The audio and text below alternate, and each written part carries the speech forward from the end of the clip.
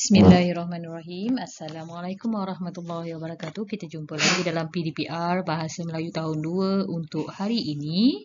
Okey, untuk hari ini kita masuk pada tema yang baru iaitu integriti. Okey, tajuknya ialah anak yang baik. Standard pembelajaran kita pada hari ini ialah 1.1.1 dalam kurungan 3 Roman. Mendengar, mengecam, memahami dan menyebut ayat majmuk dengan betul dan tepat. Okey, untuk hari ini kita sentuh pada kemahiran bertutur. Okey, jadi pembelajaran kita pada hari ini ialah pada akhir pengajaran dan pembelajaran murid dapat mengecam, memahami dan menyebut 5 ayat majmuk dengan betul. Kriteria kejayaan murid dikira berjaya untuk PDPR pada hari ini sekiranya mereka boleh mengecam, memahami dan menyebut 5 ayat majmuk dengan betul. Okey, memandangkan kita baru sahaja masuk pada tema yang baru iaitu tema integriti. Okey, kita kena tahu dulu apa yang dimaksudkan dengan integriti. Okey, kita tengok pada gambar di sini. Manusia yang berintegriti ialah dia ada sifat-sifat ini. Okey, sifat jati diri terpuji. Bila dia ada sifat jati diri terpuji, dia akan ikhlas. Dia akan jujur. Dia akan amanah dalam segala apa yang dibuat pada setiap masa. Okey, manusia yang berintegriti adalah manusia yang berpegang pada janji, tidak mudah dipengaruhi, bercakap benar dan sifat-sifat positif yang lain. Okey, kita tengok pada gambar dekat sini. Okey, salah satu daripada gambar ini. Terima kasih anda hadir hari ini. Okey, inilah murid. Apa tanggungjawab murid sebagai pelajar kepada sekolah dia? Okey, tanggungjawabnya ialah pergi ke sekolah dan belajar. Okey, ini antaranya. Okey, kita tengok pada gambar ni apa integriti yang ada di setiap gambar yang ada. Okey, kita teruskan dengan buku teks muka surat 64. Teks muka surat 64. Okey, kita baca terlebih dahulu. Kita kena kenal pasti, kita kena dengar, kita kena mengecam dan kita kena sebutkan ayat majmuk yang ada dalam petikan ini nanti. Okey. Dengar dan tuturkan nanti.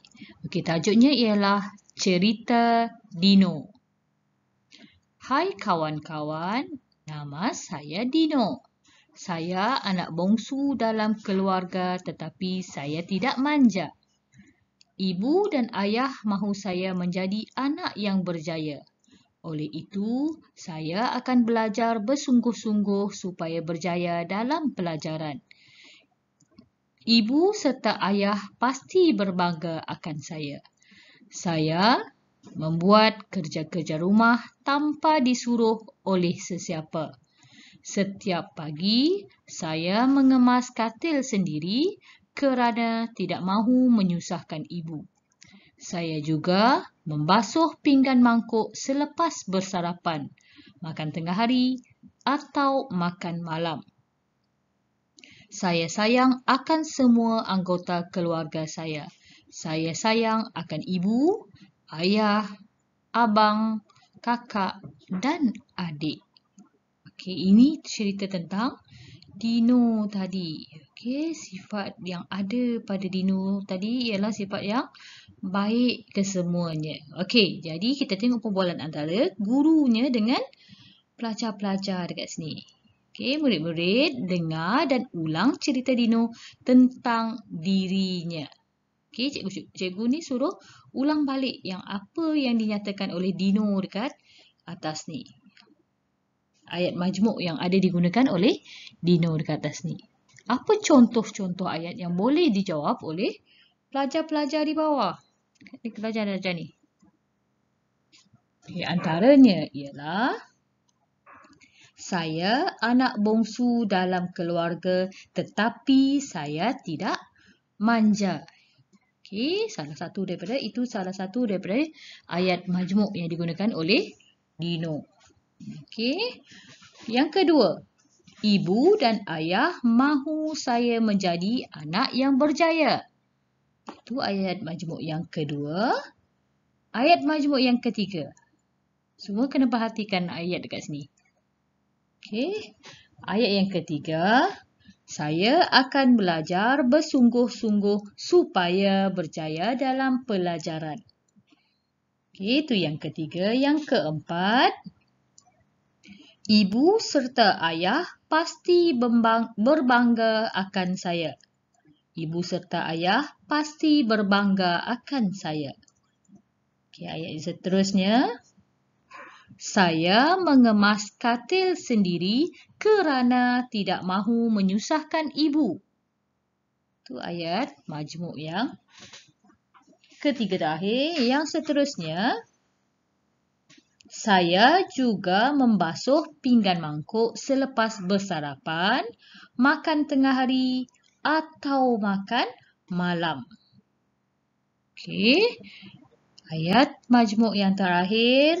Saya sayang akan ibu, ayah, abang, kakak dan adik. Okey, penggunaan kata majmuk dalam ayat tersebut menyebabkan ayat tersebut dipanggil sebagai ayat majmuk yang pernah kita belajar sebelum ni. Okey, seterusnya. Kita tengok pada buku aktiviti muka surat 69. Buku aktiviti muka surat 69. Okey, dekat sini ada beberapa ayat, ada 10 ayat. Awak dengar apa aktiviti kita hari ini ialah awak dengar apa ayat yang cikgu sebutkan. Kemudian awak tandakan betul pada ruang ayat yang cikgu dah sebutkan. Kemudian awak sebutkan ayat yang dah awak tanda betul dekat ayat tu. Okey. Cikgu ulang sekali lagi. Awak dengar ayat yang cikgu sebutkan. Kemudian tandakan betul pada ayat yang cikgu sebut.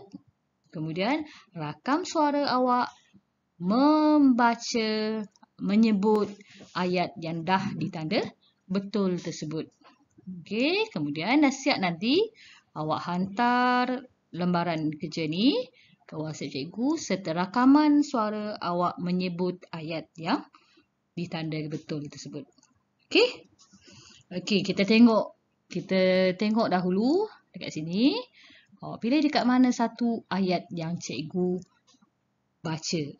Awak dengar, awak tandakan ayat yang cikgu baca. Ibu, bapa serta penjaga diundang ke majlis itu. Ibu, bapa serta penjaga diundang ke majlis itu. Yang kedua, ibu bapa perlu hadir lebih awal kerana banyak undangan pada hari itu. Ibu bapa perlu hadir lebih awal kerana banyak undangan pada hari itu. Ayat yang seterusnya. Pada petang itu, Seha berjumpa dengan ayahnya lalu menyerahkan kad undangan itu.